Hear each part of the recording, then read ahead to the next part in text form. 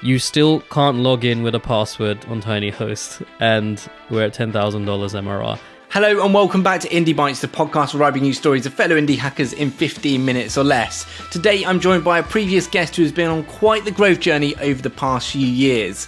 Elston Barreto was last on the pod in March 2021, where he'd just grown his tool Tiiny Host to $600 MRR, and we recorded this episode as my mission to share stories of unknown indie hackers with potential. Fast forward 2 years and Tiiny Host has grown to 10k MRR, and Elston has just quit his job to become a full-time indie hacker. In this episode we talk about what tactics he's used to achieve that growth, how to decide what the right time to quit is, and what he's learned along the way. Funnily enough, the main driver of growth for Tiiny Host has been SEO, and Elston has leveraged the power of today's sponsor, Ahrefs, to rank for keywords such as PDF hosting. It's safe to say without Ahrefs, Elston wouldn't have hit this 10k milestone. So if you want to grow your tool using SEO, the first step is to head to ahrefs.com/webmastertools, that's ahrefs.com, or hit the link in the show notes. Ahrefs also have a great YouTube channel where you can learn more about the SEO basics. Let's get into this chat with Elston. Elston, welcome back to your second edition of Indie Bites. How does it feel to be back on the show? Amazing, especially since I'm in Canterbury. So if we look back at March 2021, when we published that episode, you were around 600 MRR. Yeah. What's happened since then? It's been a roller coaster. Literally a few weeks ago, we hit $10,000 MRR. I think by the end of that year, we hit around 1,000 and we hit $5,000 around June last year. So it was basically the point where we started to figure out our main kind of channel of growth, which ended up really becoming SEO. And basically, we just doubled down on that. I think one thing that really doubled our growth was PDF hosting. And that was something which took me literally 2 days to implement part-time, but then took 3 months to start ranking. And we literally rank, top for PDF hosting right now, which is a bit surreal considering there's other big players in this game. But if you search PDF hosting or PDF, upload, we're there and we get a ton of traffic. And I really think it's going to surpass HTML and zip hosting, which, was our, bread and butter in a day.Hy did you build the PDF thing? That was honestly just introspective analysis. And so occasionally I'll dip in and out and see, what people are doing with it. And a lot of times I found people were uploading HTML versions of PDFs. And so what people basically were using us for is put the content online. But in order to do that, they had to go use a PDF conversion tool, get it into HTML format, and then upload that. That is one way to identify a pain point for your users. If they are going to the effort to find a way to convert a PDF into HTML just to use Tiiny Host. But I would have thought that there's loads of ways to upload and host a PDF. The interesting thing is if you search PDF upload or PDF host, there are a lot of tools out there, and PDF hosting is a new, but so much and so many of them are very spammy and dated. And it goes back to the same kind of philosophy I basically say is if you take something that exists, is already validated, make it better, make it look more legitimate, then you got a winner on your hands. And so there's all these problems with the existing tools out there which haven't been updated, and a lot of people have also focused on the PDF editing market. But PDF hosting still hasn't really, been a thing. And people share stuff through, I guess, OneDrive and Dropbox and that kind of thing. But we take it to another level. You can host it against your own custom domain. You have analytics on it. We can password protect it. So we basically said, what is our version of PDF hosting, right? What does that look like? So is it kind of like with Veed where they became known for subtitling despite wanting to be a fully fledged video editor, and they still very much are a fully fledged video editor, but so many people were coming in specifically for video editing, whereas you can host a lot more than just PDFs. Exactly. There are silos in our product in a sense where people who come to us either come for a PDF or they come for HTML, and they're different types of audience as well, right? So some of them are web developers, students, some of them are marketing. So how do we expand the offering but also really help the current users? So a lot of technical founders would be interested in finding a marketing channel like you have with SEO and learning it, but it can seem really daunting. What advice would you give to them? I would literally advise like shell out the money for a Hrefs or SEMrush or equivalent account. It can look really daunting and expensive basically, but just spending like an hour just Googling your keywords, and we did it today with your wallets, and you can find some really good keywords to really just focus on. So what are you looking out for in Hrefs? So in Hrefs, you're looking out for things where there are keyword difficulty, KD, of low teens, so something maybe max 20, and you're looking out for where potential traffic is above 1,000.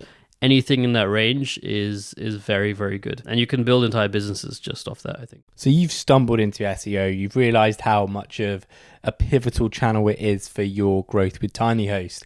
Have there been any other marketing channels that you've discovered that has helped growth of Tiiny Host? YouTube has been really helpful. Not vlogs, just very, very short tutorials. These are very low production, but they get to the point. Short videos where people are just searching. For example, one of our biggest videos is how to share a PDF as a link. How simple. Yeah. You would have thought that would be online. Yeah, it's got a few thousand views. We've launched it like a few months ago.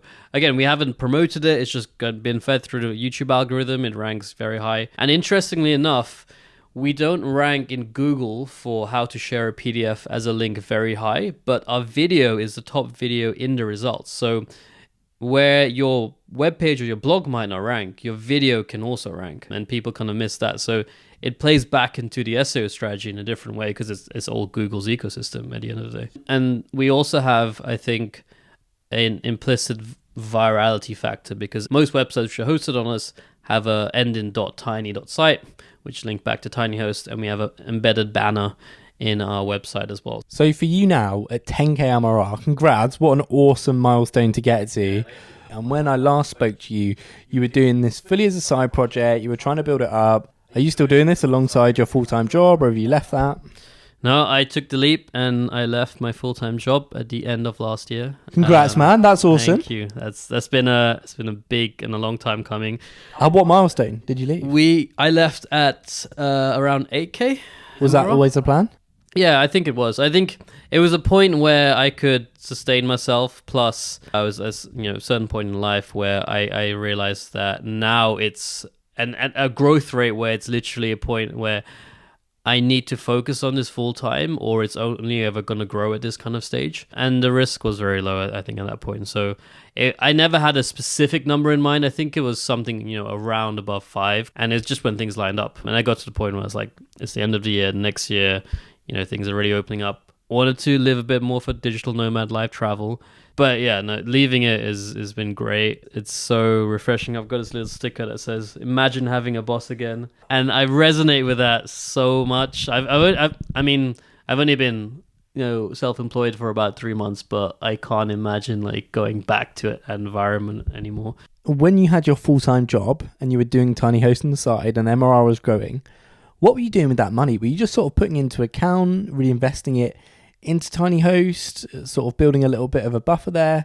And then when you did leave at that 8k, have you started sort of replacing your salary with the money? Because what I found with my side projects, I was always taking the money to myself and using it as extra income.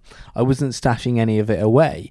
So when I left my job, I lost half my income, whereas a lot of people are quite sensible and they just keep their side project money separate, and then when they leave their job, it's not like they've halved their salary. That's what I've been doing, I think, mostly. Like, I haven't taken any money out of the company personally. All the money we've used or spent has been back into the company from points of like hiring freelancers for content writing or web development and that kind of thing.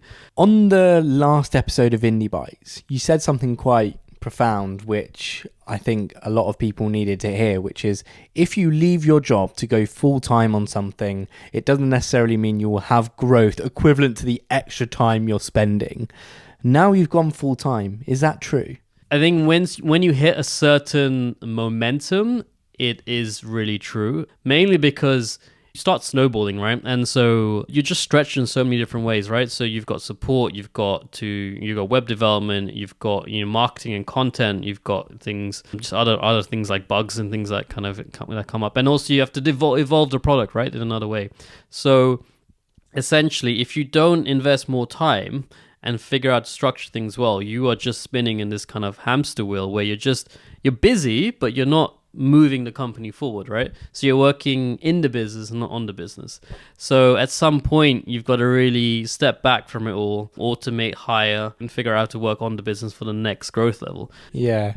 But maybe after you've seen that traction that you need, because when you're at 600 MRR, do you think that just spending more time on it would have grown it quicker? I don't think at that point it would have, because there was still so many unknowns. The product was very early. I think, yes, I could have gone full-time on it sooner, but it's a personal decision at what point you do it. I think when you're going around the low few Ks MRR, that's like a very good validation kind of point. So you can go into that point. But again, it's part of the indie bootstrapping kind of, culture, right? You do, you when you want, and figure out when you're most comfortable and what your risk propensity is, etc. for that.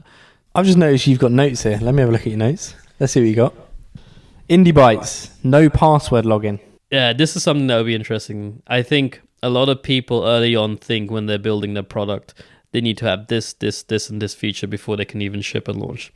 You still can't log in with a password on Tiiny Host, and we're at $10,000 MRR. That's mainly because I've been super lazy. Password protection is like quite a complex kind of thing to do right and not, be hacked at and restoring people's passwords.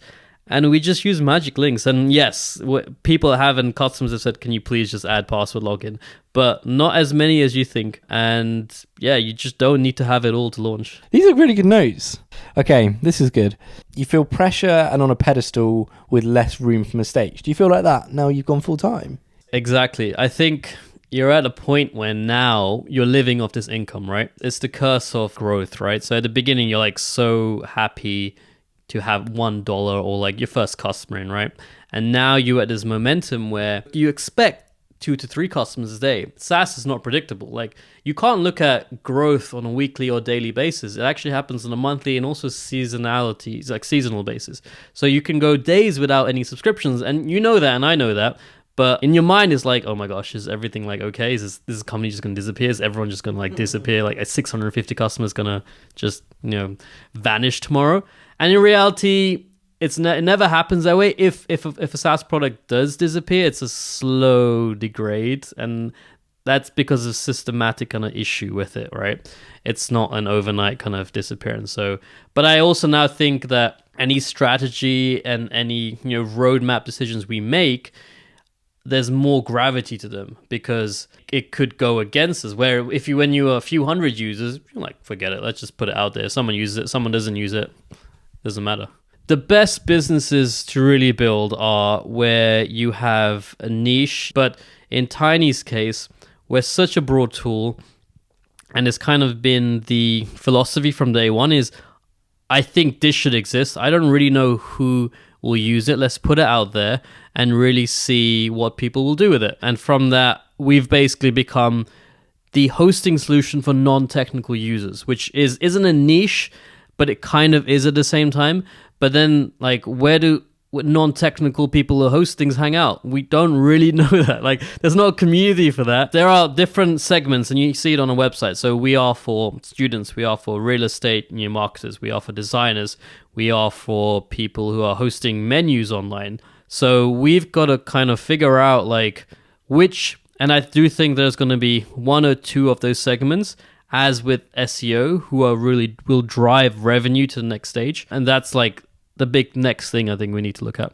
It's important now, I think, for me to figure out like what can I outsource, what can I build as a team around, and what do I enjoy doing on the business. Where indie hackers at a certain level can drown is when they have, business going, they have customers, and there's so many different things going on, like support, like development, bugs, and marketing, that you don't enjoy what you're doing anymore.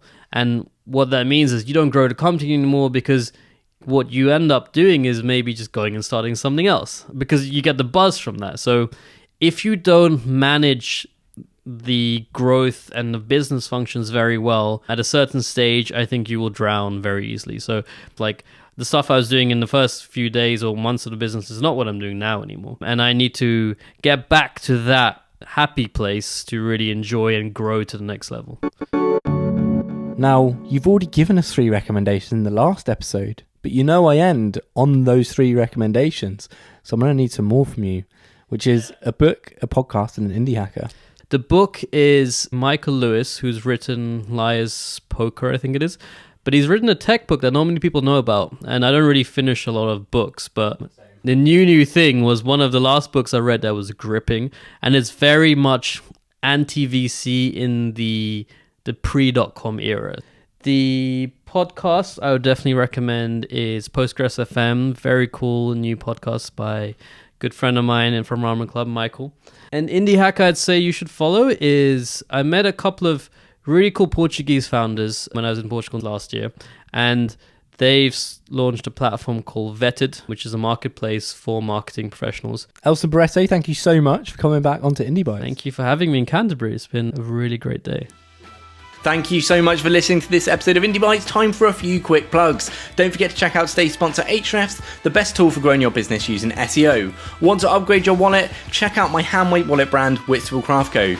Or if you're interested in hearing about my own indie hacker journey, my other podcast, This Indie Life, might be for you. All links are in the show notes as always. See you in the next episode.